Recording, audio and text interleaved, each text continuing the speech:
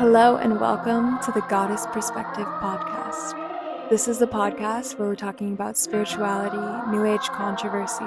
We're diving into the shadow realms and discussing all things metaphysical and how you can anchor your metaphysical knowledge into the physical. We're talking reality creation, legacy building, and harnessing your internal power. I'm your host, Magical Mads, and welcome to this month's episode. Hello, friends, and welcome to this month's episode of the Goddess Perspective podcast with me. I'm your host, Magical Mads. In this episode, I wanted to chat about breaking the cycle between emotionally immature systems and you, and how we can utilize the law of assumption to really do this in our life. So, a lot of us are going around and referencing life from a space of what I'll call lack energy. And a lot of the time, what this looks like is our family teaching us to actually expect abandonment and call it love. So we accept emotionally neglectful systems. We accept the bare minimum in our relationships. We have a sort of expectation of emotionally immature systems. And these are spaces where emotional needs are mishandled or ignored, neglected, often creating a distorted blueprint of safety. So you love yourself so much that you rationalize the abuse of power that you were experiencing by creating safety in it. And so now every single relationship that you have is a reflection of what you built your foundation of safety on. And this is really hand in hand with the somatics framework, which is, we talk about how creating safety is the establishing factor of being able to then create trust, not only with yourself, but with other individuals as well. And so, like I said, I wanted to tie in how we can utilize the law of assumption with these emotionally immature systems. Obviously, they're going to exist, but it's up to us to choose how we focus on them and how we choose to focus ourselves in the world. So what really is the law of assumption? It's basically at the core is how the reality you experience is shaped by what you believe is inevitable, by what you have expectations for. So when we have this need that we've met, this need of safety that we've met by attuning ourselves to playing small in emotionally immature systems, we then begin to assume that that kind of thing is inevitable. That's what's normal. That's what we expect. We expect to always have to do that. And so therefore we continue to create that experience in our reality. It's only when we can invite in the perspective shift that anything can change at any moment that we can actually open new doors for ourselves and experience new assumptions. When it comes to emotionally immature systems, we can utilize the law of assumption to create new assumptions about how it's actually serving us. We can create new assumptions about the people actually and begin to shift some of their energies, not for them, not doing the work for them, but in creating that energy and aroma and space for yourself. But before we talk more in depth about that, let's touch on the hidden link between immaturity and assumptions. In childhood, when we experience emotionally immature systems, we begin to adapt these core default assumptions. And they are, if I express my needs, people will pull away. If I express the volume of my emotion, people will pull away. I have to perform to be loved. I have to adjust myself in order to get recognition or to be validated or to be loved. I'm safer when I'm invisible.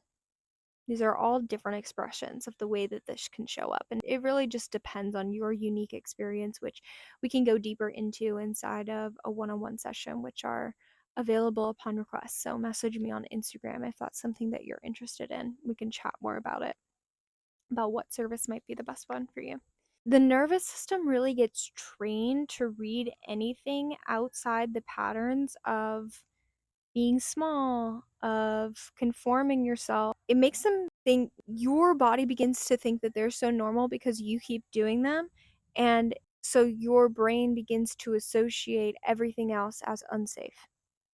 And so you begin to stay in that cycle, stay in that softening of yourself, but not in a good way, like diluting yourself in order to keep your level of safety. Now, this is one situation where I will say it's beneficial to step outside the realm of what you believe to be safe. When we talk about the somatics framework, we have the safety at the top, then we have core identity. We have safety at the top, then we have self-concept, then we have stories, then we have systems, then we have energetic alignment. And at the intersection of safety and self-concept, what we're doing is we're really building a new sense of self, a new sense of what you choose to feel safe in. Because you do get to choose what you feel safe in. Your body will naturally adjust, especially if you do it incrementally. And when we work with our body in this way through the somatics method, it really allows us to fully show up as our soul self and let go of these assumptions that don't actually serve us and step into new assumptions that do actually serve us. If you want to learn more about the somatics branding framework or the somatics soul mapping framework or the somatics framework as it is, you can watch our free web class about that. There's a link on my bio site. I'll put that in the description below. And that will give you a full deep dive into the somatics method and framework, and the somatic soul mapping framework, and the somatics branding framework, which all play a very important role in the work that we do inside of the Dragon's Den, which is our monthly and yearly membership, with courses available on demand or a la carte if you so decide. Now, let's talk about the dynamics inside emotionally immature relationships. This is a juicy topic. So, there are a few components. First is cycles of enmeshment. There's no clear boundaries. You lose yourself in the other person. You are fully engulfed in their needs, their wants, their desires. The focus is away from you. You're almost in a state of avoidance from yourself. You go through that cycle, and then you go into a cycle of emotional starvation, withdrawal, neglect, isolation, ignoring, right? Silent treatment. So this is a core thing that you will see in emotionally immature relationships. This cycle of enmeshment to isolation or emotional starvation. So all in, all out, all in, all out, all in, all out, all in, all out. Notice how that pattern shows up in other areas of your life, because you might actually be operating out of an emotionally immature framework because that's what you learned to be safe. So notice how that shows up. I can even think of in business, sometimes that'll show up all in, all out, all in, all out. You say you're going to do something and then you're like, oh, I'm never going to do that. All out, right? It's an emotionally immature relationship. Wouldn't you rather create a relationship with your desire that feels stable and steady and mature and emotionally available? Yeah, I thought so. Next aspect of an emotionally immature relationship might be projection and role assignments. You're in a role, you stick to that role. If you don't show up and serve that role, I don't know you. Who are you? Like, what? You're crazy. You're this, projections, right? So this is sometimes you're cast as the difficult one or the caretaker, and your truth isn't really seen or validated or recognized or acknowledged at all, because it's not about you. It's about their perception of you, how you are showing up in their world and benefiting or not benefiting them. The next thing that sometimes comes up is this gaslighting and narrative control. So really at the core, what is happening here is you're pushing the boundaries of the equilibrium, and because you're pushing the boundaries of the equilibrium, the system or the family system, the relational system, is attempting to protect its fragile self-image. It's attempting to protect what is and how it is. It doesn't want the change. It wants to stay at the same. So you'll sometimes notice this, especially when you are like, I'm going to leave this emotionally immature relationship. Sometimes this will come up. And here's the thing about these kinds of relationships. It's a double bind. If you comply, you're losing yourself. And if you resist, you're punished. So either way you lose. It's a lose situation. It's not of source. We talk about win-win-win situations over here. Everybody can win. There's room enough for all of us to win. There's no reason to be operating out of these dynamics or through these kinds of relationships. And if you are, it's okay, but know that you have the power to change it, and you can change it. And it starts with you. It doesn't have anything to do with anybody else, because it starts with your assumptions. It starts with how you are choosing to see these systems. Are these systems in control of you? Are they limiting you? You playing into that reality and allowing that assumption to persist and focusing on that is what's creating more of that control towards you. You could choose to say, I'm a sovereign and autonomous being, and focus in that direction. But it's easier to focus in the direction of despair, of being the victim, because that's what the emotionally immature system taught you. So it's this cycle, and it's really a cycle that we have to learn to come out of. And that's what we do inside of my world, is really coming out of this cycle of emotionally immature relationships, which are a natural byproduct of capitalism, of the world that we live in. So it's nothing to be ashamed about, but it is something that we can work to overcome together. All right, so what are some solutions for actually stepping outside of these relationships and changing the energetic signature and the dynamic of your relationships going forward? Because if we have these assumptions, they bleed over into other areas and categories of our life as well. So it's not just impacting our relationship with our parents or our family, it's impacting every single relationship that we have. We can do something which a lot of people opt for, called estrangement or no contact. This is when you completely cut off the thing. Sometimes this is the route. Sometimes this is the easiest way to do it. And also, sometimes you will be brought back to the source of the conflict in order to show yourself that you are capable of deliberately focusing in a different direction despite the presence of the contrast. There's an energetic shift. Why this works is there's an energetic shift that happens when you remove yourself. Your assumptions about safety get tested hard. You have to really learn to establish a new sense of safety, a new sense of self, a new self concept. Because up until this point, you've been reliant on your family system in order to know who you are, what you're doing, what your purpose is. You're relying on their version of your identity in order to shape yourself and mold yourself and show up in the world. And so when you begin to step outside of that dynamic and you remove yourself and you have experiences outside of these systems, you begin to uncover the foundation of which you built safety on. And what I mean by that is you begin to see how you built safety on external validation, being okay in someone else's eyes. You begin to see how you built safety on being comforted, being smothered, even sometimes, being financially taken care of. And when you step outside of the system and you remove yourself, especially when you go non contact, you really isolate yourself in a way that allows you to reformulate your identity and step into your own version of you. Now, this does come with some initiations, and I would consider those to be the grief and the guilt loops that sometimes come up when we do this. We feel bad for removing ourselves. We feel bad for spending less time with these people. We feel bad for setting a boundary, for saying no. We feel bad for calling someone out and telling them, no, I'm not gonna have a conversation with you about that. I'm not gonna have an interaction with you like that. And a lot of the time, this is tied to assumptions that say, I'm responsible for everyone's happiness. I'm responsible for the well being of others. I'm responsible for making other people happy. That's a big one. But the truth is, you're really not. It's everyone's individual responsibility to take care and show up for themselves, especially emotionally. If not, that person becomes a sort of energy vampire. And that's not to say you can't support and show up for other people. That's not what I'm saying.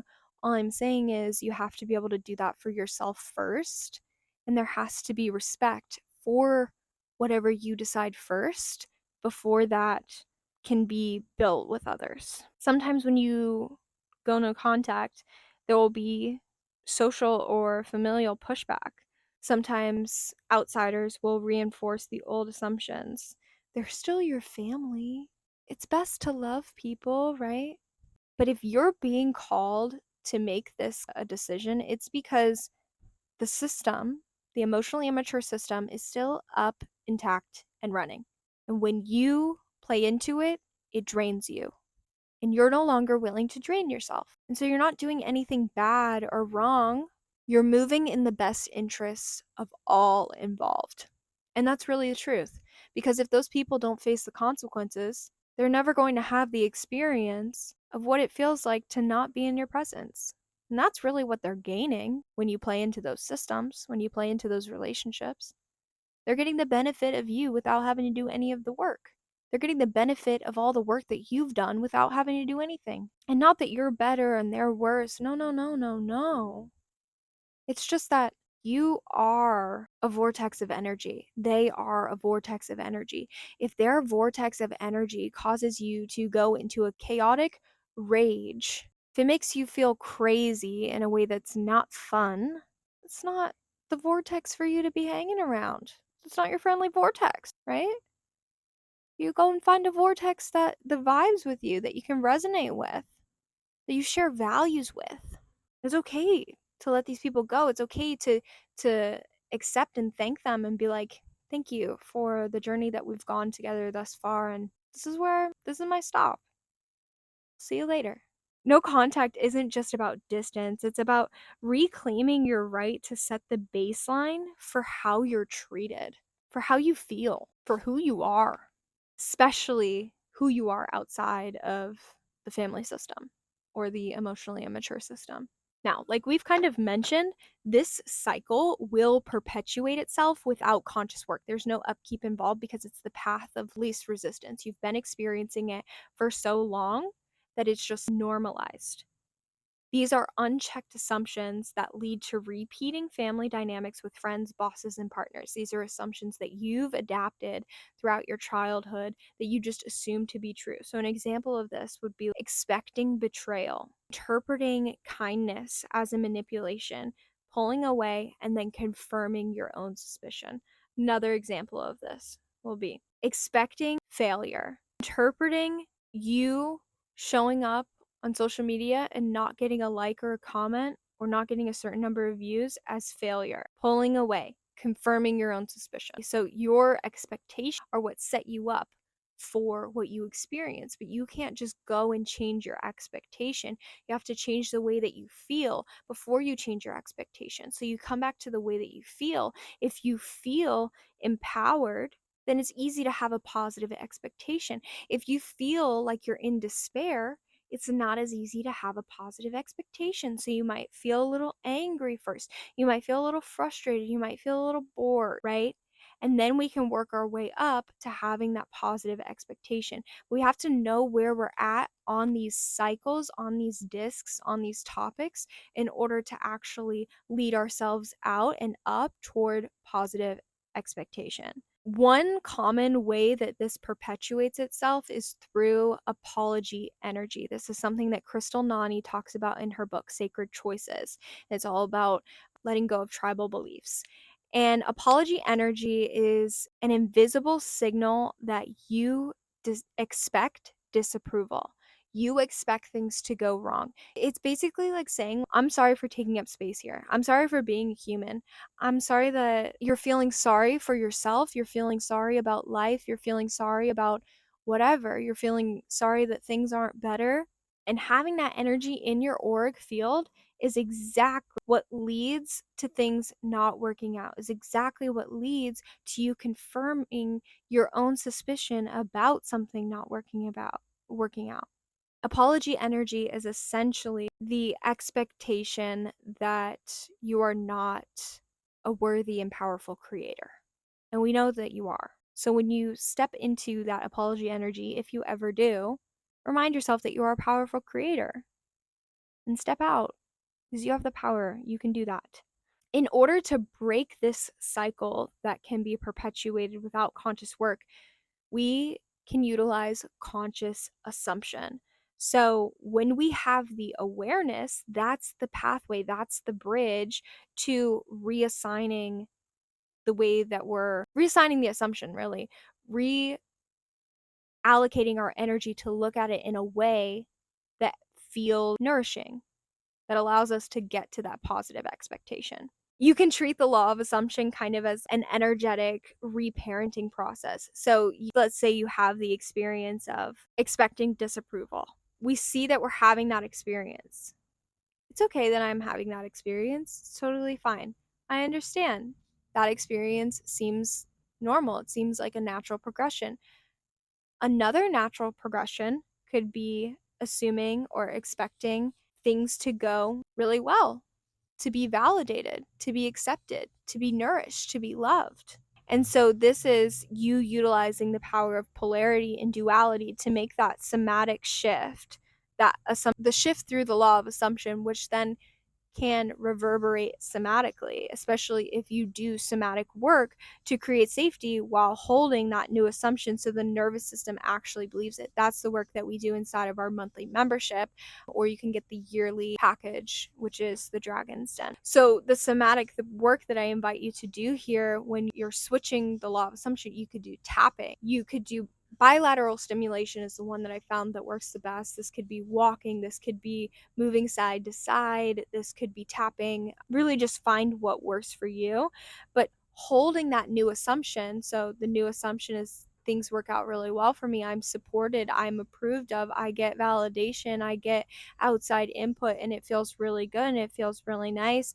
And we're holding that energy and we're feeling that in the body. We're allowing any feelings that come up when we say those words to come, and we sit with it and we feel it and we allow it to just be there. We don't resist it. We allow it to just be there, and eventually it evaporates on its own, right? So we just hold that new assumption, and our body will naturally filter out the things that aren't in alignment with that new assumption. But that can be a practice that you do over a period of a few days, right? Because that can be really beneficial of holding a new assumption. I recommend 21 days because that will completely repattern your nervous system, which holds your values and your beliefs. An invitation to close us out here today as I've transmitted all this information with you. There's been so much gold in this episode. Some practical tools that you can begin to implement. Maybe journal a little bit and think about the way that your family believe you to be.